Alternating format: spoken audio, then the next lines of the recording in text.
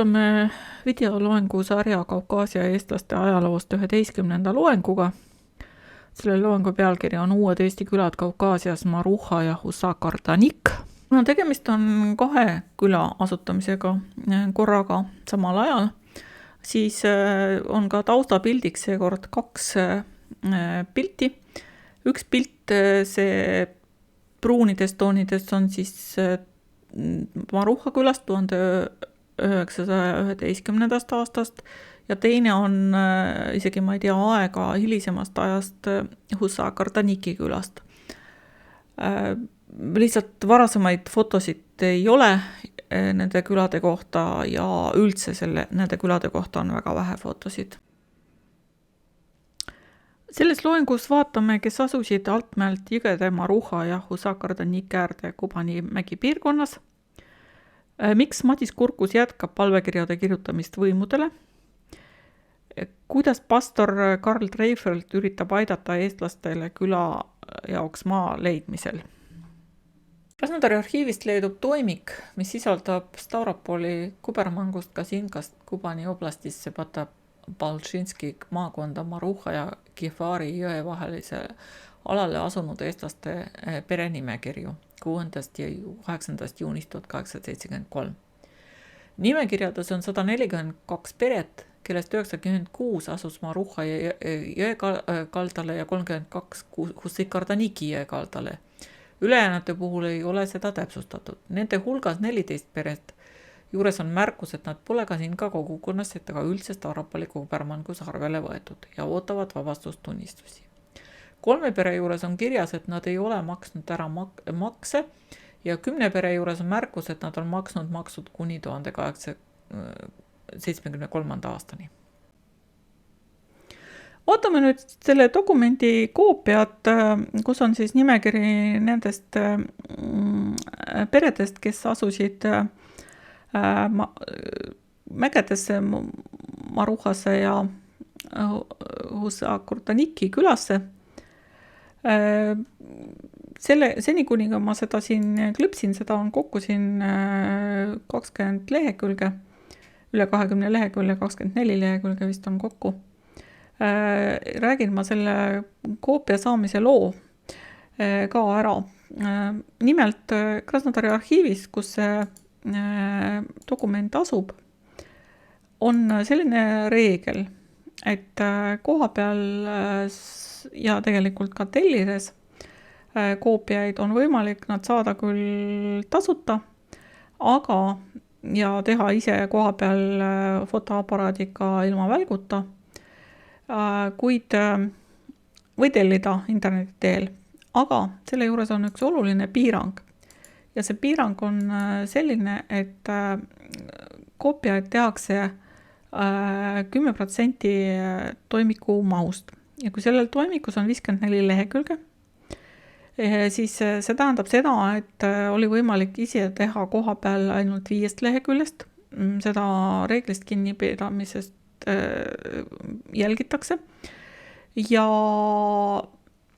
siis selleks, et saada terve nimekiri kätte, ma palusin teisi tuttavaid, kes on samamoodi huvitatud ajaloo uurimisest, kirjutada arhiivi kiri ja tellida neilt siis 5 lehekülje koopiaid. Jagasime need leheküljed ära ja sellisel kujul me selle koopia saime. Nagu te näete, isegi saadetud koopiad on väga erineva kvaliteediga. Mõned on siin PDF kujul saadetud, mõned on siin siis korralikult skaneeritud, nagu näiteks see, ja siin on juba nagu näha, et on tehtud 2 leheküljelt, mis on normaalne, sellepärast pildistada lubatakse ainult 1 leheküljelt korraga. Aga see oli siis võimalus, kus me saime selle kätte sellest terve nimekirja. Selle nimekirjaga tutvumiseks on parem kasutada Andres Aule leheküljel selle sama nimekirja dokumendi ümberkirjutust. Me oleme säilitanud ümberkirjutamisel ka samasuguse vana vene keele stiili ja siit on siis näha, et lihtsalt tuleb nagu paremini välja, et siis ei olnud veel külanimetusi, oligi nimekiri, kes asusid Maruha jõele. Siin on juba nurksulgudes on, mis on lisatud Andrese poolt eesti keeles. Ja siit me näeme, et selles nimekirjas esimene ongi Madis Kurkus ja siit näeme ka tema peret, et tal oli siis 6 last, naine ja 6 last, 2 poega ja 4 tütart. Ütlen ka etteruttavalt, et läbi tütarde jõudsid osad tema järeltulijad ka Musta mere rannikule. Ja kui me seda nimekirja siin kerime, siis ilmselt need kuulajate hulgas ei ole väga palju võib-olla Estohaginski inimesi, kellele nende nimed on tuttavad, aga mina võtaksin natukene sealt oma vaatevinklist Taga-Kaukaasia inimeste jaoks on väga hästi tuttav perekonnanimi nagu Juhkam. Juhkum, siin on näiteks poeg Pääru jõudis pärast Sulevisse. Siis, kui me siit edasi vaatame seda nimekirja selliselt, et siis me leiame siit Armani, Preimani, kui me siit, kes on, teab, see on ka Krepsid tegelikult, mis on ka, need inimesed on, või nende järeltulijad varem või hiljem on jõudnud tegelikult Sulevisse. Elias on tegelikult ka, aga teda võib-olla tuntakse vähem. Kui me seda nimekirja siit veel vaatame edasi, siis on siin on Aju, Puumann, edasi on tegelikult siit tuleb Alvin, enne seda peab olema veel Abo. Abu on ka Sulevist, veel kord Abu, aga siin peaks olema ka Rutto kuskil perekonnanimi. Ja siis on teine siis need, kes asusid siis teine nime, seesama nimekirja, aga siis välja toodud eraldi vahekirjana, kus on öeldud, et need, kes asusid jõele Hussõi-Kartonik, ehk siis Sori, mida eesti keeles nimetati siis Sorikjola. Ja siin on Rõuk näiteks ka tuntud nimi, kes on Sulevisse tulnud. Ja siin on nüüd see Rutu, Otto, ja kui me nüüd siit edasi veel vaatame, siis edasi tulevad need nimed Nahkur, Reismann ja peaks olema ka Asman.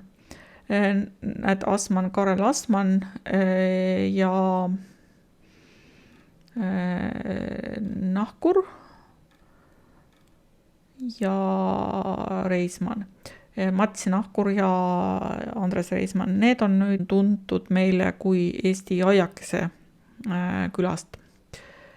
Ja nüüd siin on veel lisanimekiri. Siit me praegu niimoodi ei hakka neid nimesid. Aga mis on nagu veel, mida ma tahan selle nimekirja juures välja tuua, see on väga suur töö, mille tegi Andres Aule. Ta otsis välja nendele perenimedele siis viited Eesti ajaloo arhiivile, kus siis on kas personaalraamatutest või kirjast leidnud siis õiged nimed või vasted. Ja ütlen kohe, et kõike üles leida ei õnnestunud, näiteks sellega küll on niimoodi, et Treieri ma leidsin siin 2 päeva tagasi. Ta otsis Treialit, aga tegelikult on selle perekonna nimi Treier. See pole jõudnud veel siia sisse kanda. Ja siit on veel näiteks Reimann on siit puudu. Siin on isegi sellised nimed, mida ei ole välja loetavad ja sellepärast ei ole võimalik neid ka väga selgelt välja tuua, aga no näete, Freitak on siin veel üks nimi, mis esineb Salmes, Salme külas, nii et kui kellelgi on sellest nimekirjast oletusi, siis andke meile ka teada, siis me saame otsida välja need isikud täpsemalt. Kogu see nimekiri on tegelikult sisestatud ka andmekogusse ja need, kes on leitud ja kelle kohta on siis teada õige perekonnanimi, sest nagu me nägime, seal oli väga palju vigu. Kuidas neid otsida? Üks võimalus on siit selle nimekirjast otsida välja Eesti Maruha, siin on üks grupi järgi, 72 Eesti Maruha ja Soriküla asutajad ja siit on siis 552 nime praegu sellest nimekirjast, välja arvatud siis need perekonnad, keda ei õnnestunud tuvastada. Teiseks võimaluseks on sisestada allikas, selleks peaks teadma selle dokumendi nimetust ja ma kirillitsast siia sisestada ka veel. See on, dokumendi nimetus on siis Посемейный список жителей Казинки, переселившихся на третий участок Пашинского уезда Кубанской области 1873 või siis võtta sellest viide arhiivile ja kui me selle nüüd valime ja paneme otsima, siis me leiame samuti selle nimekirja üles. Ja kolmas võimalus on veel, see on päris elukoha järgi Maruha ja siit on siis nüüd Maruhasse asunud elanikud ja teine võimalus on siis panna see Soriküla otsima ja siis ta leiab selle Soriküla elanikud. Aga nagu te nägite Maruhas, siis siin on juba nagu tunduvalt suurem arv, sellepärast et need on ka hiljem seal külas sündinud lapsed, keda on teada. Et need on need võimalused tutvuda nende küla elanikega, mis on praeguseks nimekirja kaudu teada. Samas toimikus on 20. augustil 1973 dokument, mille all on Patapašinski maakonna ülema nimi, kust võib välja lugeda, et maamõõtja Pohhitov on oma aruande esitanud ettepaneku muuta eestlaste maa-ala piire ja eraldada eestlastele maatükk A, mis kuulub naabruses asuvasse Kardaniska ja Stanitsa kasakatele. Maamõõtja on leidnud, et kuna see saab kasutada vaid karjamaana, ei ole kasakatele sellest eriti kasu, aga eestlastel läheb see ajapikku vaja, kuna nad on kohalike oludega täielikult kohanenud ja karja kasvatamisega järjele saanud. Lisatud on ka joonis. Leidnud dokumendist ei selgu, mis sellest ettepanekust sai. Toimikus leidub ka dokument, kus on muu hulgas näha, kui palju meeshingi ümber asus Patapašinski maakonda ilma Kasinkas vabastustunnist saamata, see tähendab võimude loalda.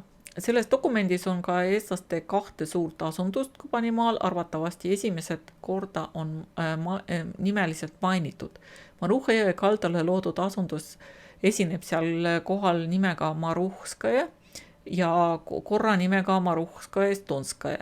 Hiljem eesti pärast, et Eesti Maruha, vene keeles siis ametlikult Maruha Estonskaja, seal samas on hiljem olemas ka Vene Maruha.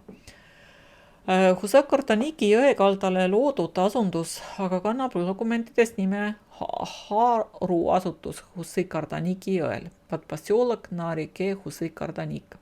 Hiljem eestipäraselt Soriküla, eraldi külana vene keeles ametlikult Husikartanikskaja, Husikartanikskaja, vahel ka Husakartanik või muu selline. Selle dokumendi järgi oli Maruhska Estonskaja 265 meeshinge, nendest 164 ilma vabastustunnistusteta Kasinkas ja Harukülas Husikartaniki jõel 105 meeshinge, nendest 43 ilma vabastustunnistusteta Kasinkast. Kaukaasia asevalitseja peavalitsuse departemangu toimikus aga nähtub, et kuigi Madis Kurskus oli oma perega Maruha Estonskaja see asutajate perekirjas esimene, jätkab ta juba järgmisel 1874. aastal ikkagi palvekirja kirjutamist, mis käsitlevad taas soovi asuda Tereki oblastisse, kuhu eestlased juba olid püüdnud 1872. aasta suvel omavoliliselt asuda. Kaukaasia asevalitseja peavalitsuse riigivarade valitsuse juhataja on saatnud esimesed 3 palvekirja 7. oktoobril 1874 kirjaga peavalitsuse departamangule tagasi, sest toimik eestlaste asutamiste kohta Stavropoli kubermangus oli 22. jaanuaril 1871 peavalitsuse departamangu üle antud. Riigivarade valitsuse juhataja lisas kirjas, et Tereki oblasti ülema kinnituses Solskaja ja Gorjatševodšeskaja stanitsa vahel vaba maad ei ole. Kirjale on lisatud 3 Madis Kurkuse palvekirja. Dokumentides võib järeldada, et Kurkus tõenäoliselt ei saanud aru sellest, mida võimu esindajad talle ütlesid, ega sellest, et Stavropoli kuberner ei saa otsustada Tereki oblasti maade eraldamise üle. Probleem võis olla ka selles, et seekord oli palvekirja koostanud venelane, kes ilmselt ei saanud täpselt aru, mida Kurkus öelda soovis. Esimene lisatud palvekiri oli kirjutatud 19. septembril 1874 Boršomis. Madis Kurkus on saatnud selle 300 Eesti ja Liivimaad ümber asunud pere nimel Kaukaasia asevalitseja suurvürst Mihhail Nikolajevitšile. Nähtavasti sõitis Madis Kurkus selle palvekirja üleandmiseks Boršomisse, kus ta asus üks asevalitseja residentse. Kurkus meenutab, et 14. aprilli 1872 esitas ta Tiflisis asevalitsejale palvekirja. Kuid arvatavasti eksis Madis Kurkus oma järgmises kirjas kuupäevaga. Kirjeldatud palvekirja esitas ta 24. märtsil 1872 ja 14. aprilli 1872 esitas ta meeldetuletuse, kus palus selle palvekirjale vastust. Ja nüüd siis ta palus eraldada eestlastele kroonumaad Georgievski ringkonnas Solskaja ja Gorjatševodšeskaja stanitsade lähistel. Selle palve peale paluti tookord esitada täiendavad andmed ja need ta ka isiklikult Tiflisis üle andis. Seejärel teatati, et tuleb oodata luba, kuid seda ei tulnud. Rahvas otsustas luba ära ootamata uuele kohale ümber asuda, kuid selle, kelle käsul ajasid kastakad nad sealt ära ja röövisid neid. Selle kohta on ta esitanud kogukonna nimel asevalitsejale tema läbisõidul 1872 palvekirja, kuid selle tulemustest pole talle midagi teada. Ta palub eraldada eestlastele soovitud maa ja nõuda selle juhtumi süüdlastelt välja igale kannatatule tekitanud kahju. Kirjamatu Madis Kurkuse eest on alla kirjutanud Joosep Viller. Teine palvekiri on kirjutatud 28. septembril 1874 Tiflisis ja saadetud 300 Eesti ja Liivimaa ümber asunud Eesti pere nimel Kaukaasia asevalitseja peavalitsuse ülemale von Nikolaile. Selle palvekirja kirjutas Madis Kurkus, et esitas 19. septembris Boršomis asevalitsejale palvekirja, kelle kohta, et Tereki oblastis Georgievski ringkonnas 4. osakonna ülem on eestlasi kiusanud ja Tereki oblastis Georgievski ringkonnas on Stavropoli kuberner jätnud eraldamata maa, kuhu neil on lubatud ümber asuda, sest praegune koht ei ole sobiv. Kurkus palus anda sellele, kellele vaja korraldus, et asi kiiremini edasi liiguks ja ta saaks selle palvekirja asjus resolutsiooni ega peaks kaua Tiflisis elama, sest tal pole selleks raha. Resolutsiooni tal vaja selleks, et esitada see neile, keda ta esindab. Kirja on kirjutanud ja selle kirja oskamatu Madis Kurkuse eest alla kirjutanud kirjutaja Boltšikov. 3. palvekiri on kirjutatud 3. oktoobril 1874 Tiflisis ja saadetud Kaukaasia asevalitseja ja peavalitsuse riigivarade palatile juhatajale Astafjevile. Vaatame siis, kes oli see Astafjev. Kui siiamaani me oleme vaadanud põhiliselt ametnikke ja sõjaväelasi, kes on olnud kas baltisakslased või siis mõnest teisest rahvusest, siis antud juhul Mihhail Astafjev on venelane. Venemaa sõjaväelase ja riigitegelase Astafjevit perekonnast, kel olid ka aadlikud. Kindralleitnanti auastmeni jõudis 1849 kuni 1859, tähendab 10 aastat osales Kaukaasia sõjalahingutes, on saanud 11 erinevat ordenit ja mitu medalit, sealhulgas Tšetšeenia ja Dagestani vallutamise eest. Selle ordeni ma olen siia ka lisanud. 1860. aastal oli ta Mingreli grenadööri rügemendi ülem. 1864 kuni 1868 Jerevani provintsi kuberner, 1869 kuni 1876 oli ta siis riigivarade valitsuse juhataja, Kaukaasia asevalitseja peavalitsuse juures. 28. oktoobril 1876 läks ta erru kindralmajori auastmes tervislikele põhjustel ja vabastati teenistusest, aga jäeti talle õigus kanda mundrit. Kuid 16. veebruaril 1878 kutsuti Astafjev tagasi teenistusse ja määrati Orenburgi provintsi kuberneriks ning samal aastal temast sai ka Orenburgi kassakate armee ataman. 1878 kuni 1884 oli ta siis Orenburgi provintsi kuberner ja 9. juuli 1884 suri insuldi tagajärjel. Abiellus oli ta siiski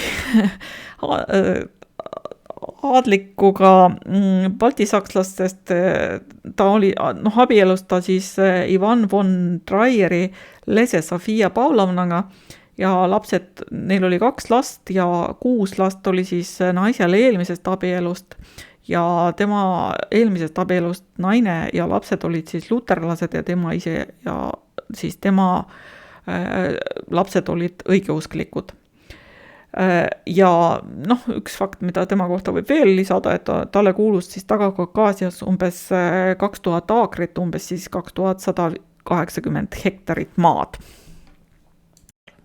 Sellest teatab Madis Kurkus 300 eestlaste Liivimaalt ümber asunud Eesti pere nimel, et on esitanud Nikolaile palve teatada talle asevalitseja resolutsioon tema palvekirja kohta.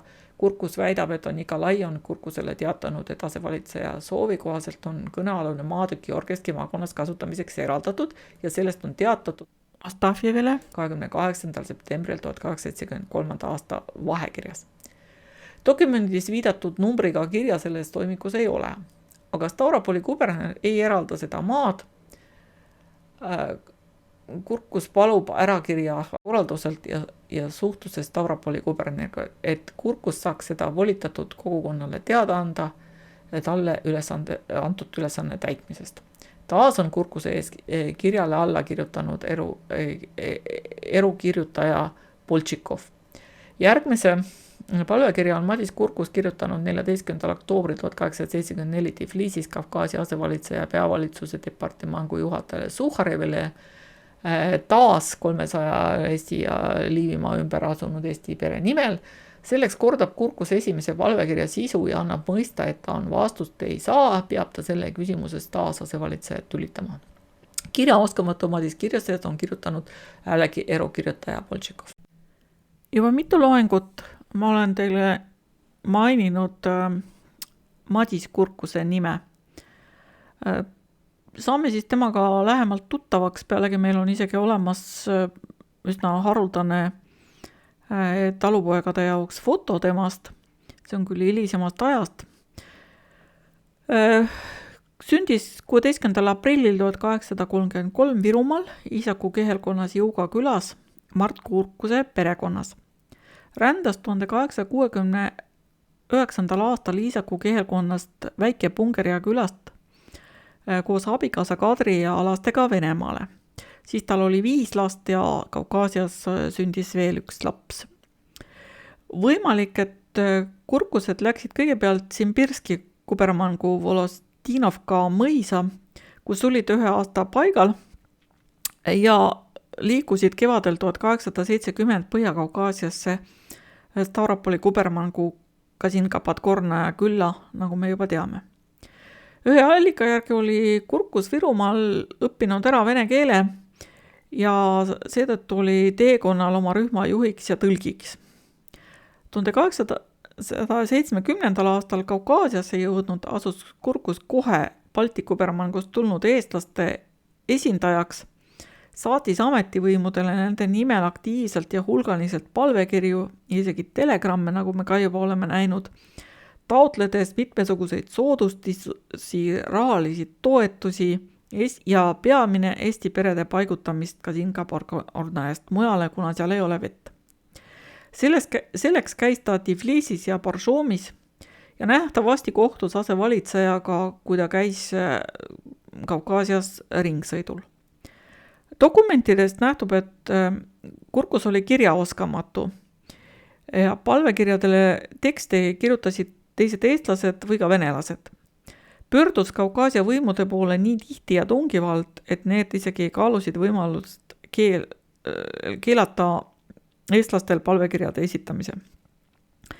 Kuigi ta sai oma tahtmise ja 1873. aastal oli ta esimene Põhja-Kaukaasia Kubani oblasti Eestimaa Ruha küla asutajate nimekirjas, kuid juba 1874. aastal esitas ta uusi palvekirju, et eestlased paigutataks siis endisest ka Singapad Korna asundusest, kus ta siis ise ka elas, mujale. Etteruttavalt mainin, et Kurkused olid nende perede hulgas, kes asusid 1877. aastal Stavropoli kubermangus siis Kalmõkkide maale ja asutasid seal Eesti Haginski küla. 6. mail 1910 surigi ta Esto Haginskis ja sinna on ta ka maetud. Selle järgmise 2 Kaukaasia asevalitseja peavalitsus saadud kirja Stavropoli kubernerile.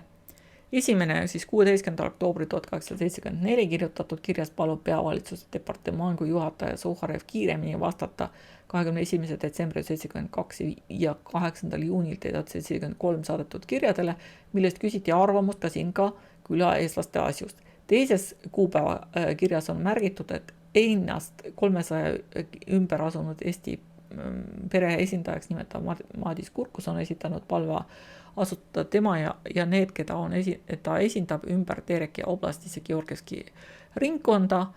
Tereki oblasti ülem, kellega on selles asjas suheldud, on teatanud, et selles piirkonnas Solskaja ja Gorbatšovskaja ja Stanitsade vahel vabad maad ei ole. Seetõttu palutakse, nagu asevalitseja on heaks kiitnud Stavropoli kuberneri nende eestlaste teatada, et nende palve on rahuldamata jäetud. Kirjale on alla kirjutanud Kaukaasia asevalitseja peavalitsuse ülema kohusetäitev fürst Bagration Murhanski ning selle on kinnitanud peavalitsuse departemangu juhataja Suharev. Katsed leida 300 Eesti pere uus maa-ala sellega veel ei lõppenud.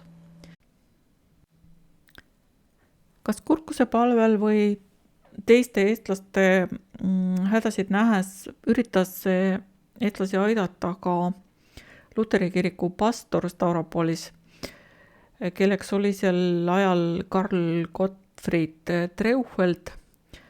Eesti allikates on tema nimega Treufeld ja Treifeld ja Treifeld, kirjutatud vene keeles on ta Treifeld, baltisakslane ja pastor. Tema kohta meil kahjuks pilti ei ole, kuigi tema kohta leidub üldse suhteliselt vähe andmeid, kuigi sakslased on ka tema kohta kirjutanud, siis ikkagi pilti tema kohta ei ole. Sündis 8. juulil 1838 Pajusi mõisa piirkonnas vanasti Lidaži ehk Luhte kihelkonnas Lätimaal, hiljem siis Luke kihelkond Valgamaal. Johan Treufeldi ja Marie Neijunast Aalberg peres 1868. aastal lõpetas Tartu Ülikooli usuteaduskonna, seejärel töötas Liivimaal ja Peterburis eraõpetajana. 7. veebruaril 1870 ordineeriti Peterburis pastoriks, seejärel teenistab Peterburi Jaani Eesti koguduse abjuktina. 1870-1871 oli pastor Ukrainas Volõnia Heimtali Starabura koguduses. Aastal 1871 kuni 1901 pastor Põhja-Kaukaasias Stavropoli Luteri koguduses, vahepeal oli 10 aastat sama koguduse pastorina ka Vladivokaukasis. Teenis samal ajal ka Petikorski kogudust. valdas eesti keelt ja teenis ka siis kõiki Eesti kogudusi Põhja-Kaukaasias, Almel, Maruhas, Sorikülas, Livonias, Estovaginskis ning olnud eestlaste seas lugupeetud mees. Suri 2. märtsil 1901 Vladikavkazis. Nagu ma varem ütlesin, ei olnud võimalik Krasnodari arhiivist saada dokumentide koopiaid, ei ise pildistades ega nemad ei saanud seda teha, kui seal oli vähe lehekülgi ja oli vaja mitut lehekülge. Seepärast on osad dokumendid, mis nüüd siit tulevad, mis on Krasnodari arhiivist saadud, need on ümber kirjutatud ja neid me siis nüüd hakkamegi vaatama.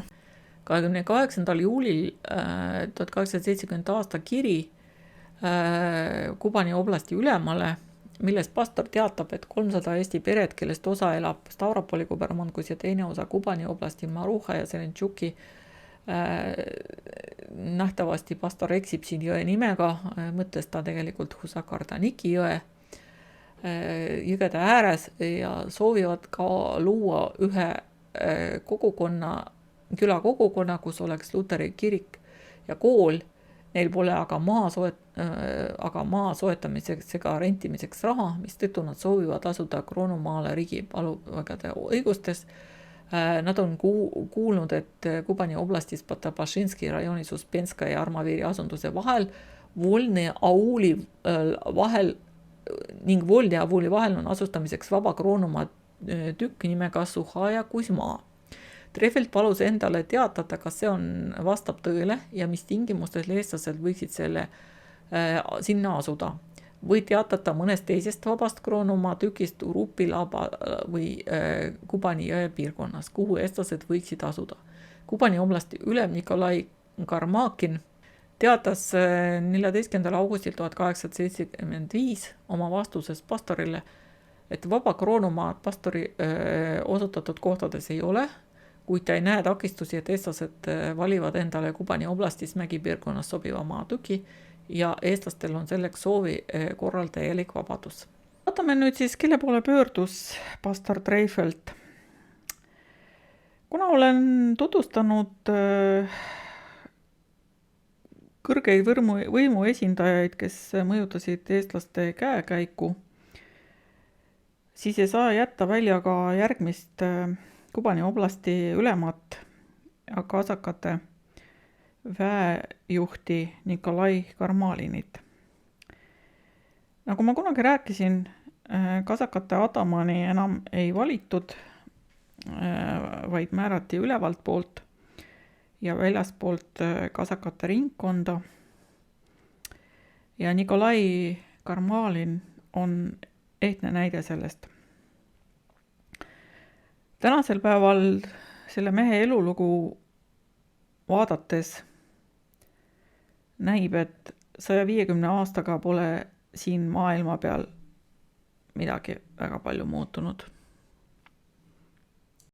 Niisiis, Nikolai Karmalin, vene keeles siis Nikolai Nikolajevitš Karmalin, sündis 25. mail 1824 Rjazani provintsi Aadli peres. Hariduse sai esimeses Moskva kadetikorpuses, mille lõpetas 1842. aastal.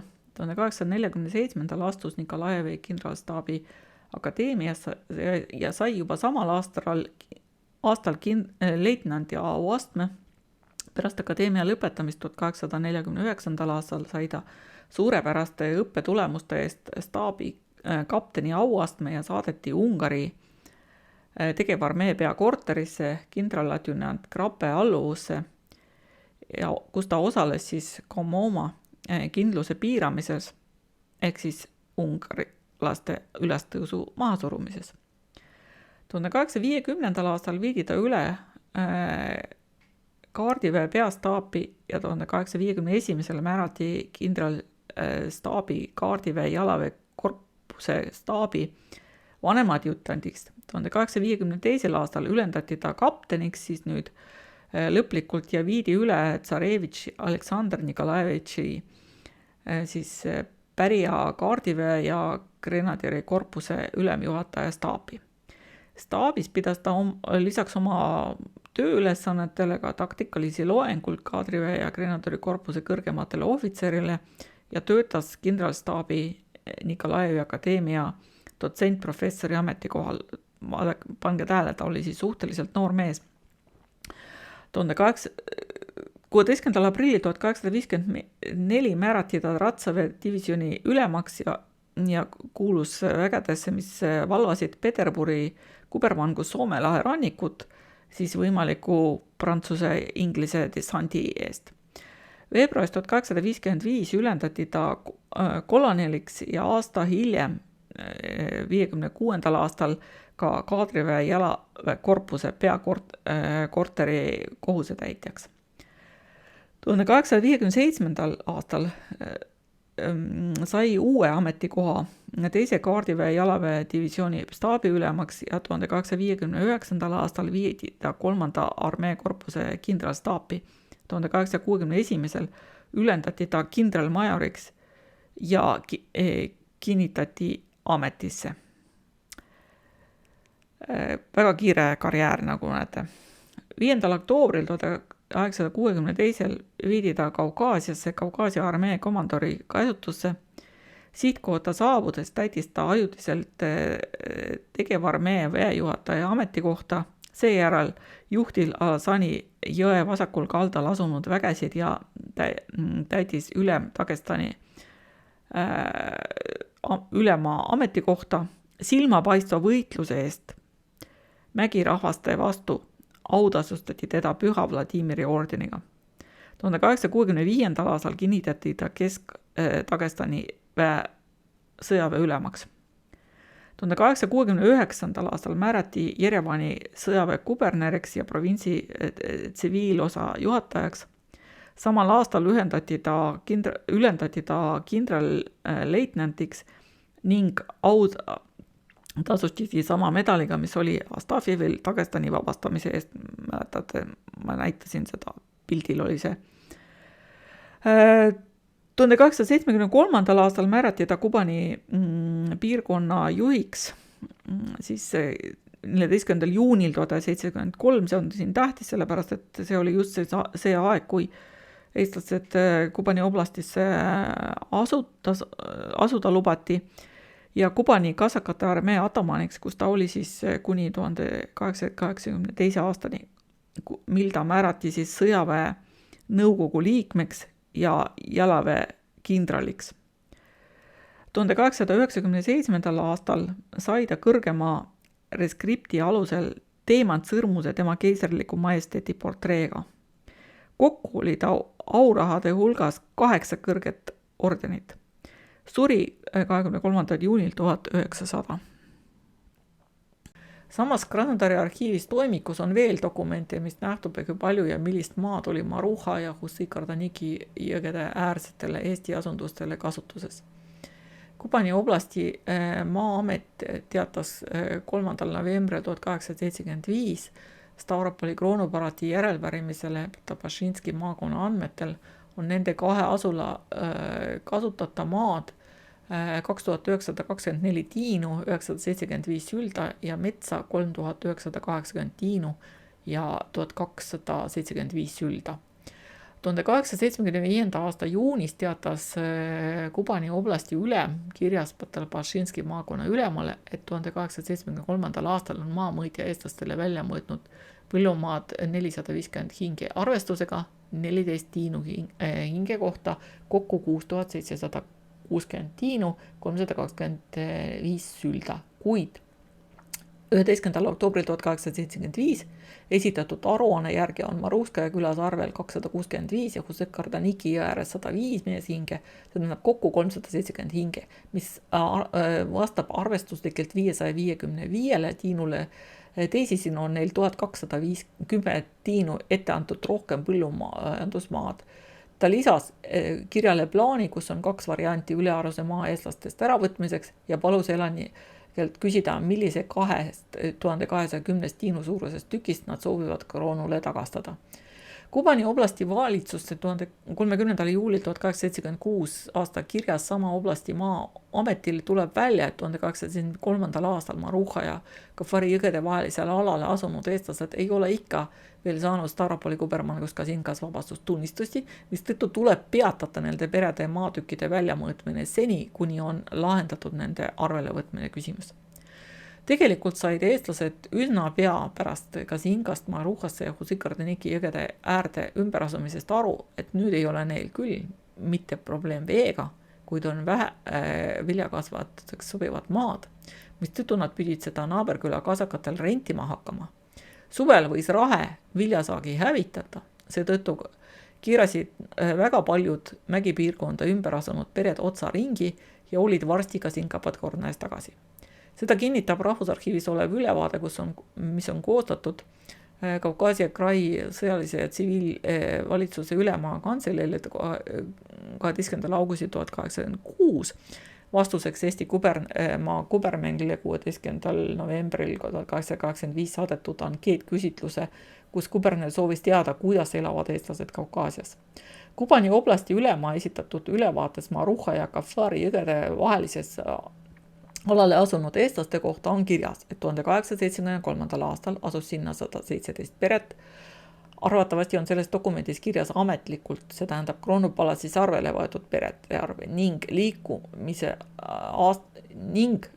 aastad on samuti arvel mahavõtmise aastad. Nende kirjade dokumentides oli mäletavasti nimekirjades 142 Eesti peret. 1875 lahkus sellest piirkonnast mujale 30 peret, 1878 50 peret ning lahkumine jätkus igal aastal kuni 1885. aastani. Hiljem, nagu nähtub samas dokumendis, rändas sinna 1885. aastal Eesti ja Liivimaalt juurde 30 Eesti peret, kes liitusid paigale jäänud eestlastesse. Mida veel on võimalik lugeda sellest Eestimaa kubernerile saadetud Kubani valitsusest vastusele eestlaste elu kohta? No kõigepealt seda, et maad eraldati neile 15 dissatiini elaniku kohta samadel tingimustel teiste talupoegadega. Klimaatilised tingimused on asunikele soodsad, mida kinnitab Maruha jõele elanud eestlaste madal suremus. Mägede kliima on tervislik, asukate seas ei esine peaaegu ühtegi epideemilist haigust. Maruha lätlased ja eestlased, see tähendab siis Liivimaalt ja Eestimaalt asunikel, ei ole tänini pastorid. Surnute ja sündinute ülestähendamist peab Stavropoli linnas pastor ning seetõttu ei saa tema öelda suremust aastate lõikes, mis mägistel aladel tekib peamiselt külmetushaigustest. Kuigi eestlased asusid elama mägisesse piirkonda Vene elanikuna ka kõrvale, ei ole viimastega mingit lähenemist märgata ja nad säilitavad oma tavad. Eestlaste abiellud sõlmitakse eranditult nende oma usuliste vahel ning kordagi pole olnud juhtumit, kus eestlane oleks abiellunud venelannaga või eestlane oleks abiellunud vene mehega. Eestlased kes asusid mägisesse metsavööndisse, kus põllumaad toimib väiksel, vähesel sobival alal ja ainult kevadvilja saab külvata, on töökad, tunnevad käsitööd, millega nad tegelevad edukalt. Peale seda on veisekasvatus ja mesindus. Üldiselt on eestlased kohanenud kohalike oludega, kuhu nad on asunud elama ning neid võib pidada headeks kolonisaatoriteks. Kuna eestlaste asumisperioodi jooksul tuli nende juurde vaid 13 õigeusklikku perekonda, siis mitte ühtegi mitte õigeusklikku, see tähendab siis luterlaste eestlaste ei ole õigeusku pöördunud ja vastupidi. Siin paneme praegu punkti ja kulade elust 1880-ndatel räägime mõnes järgmises loengus.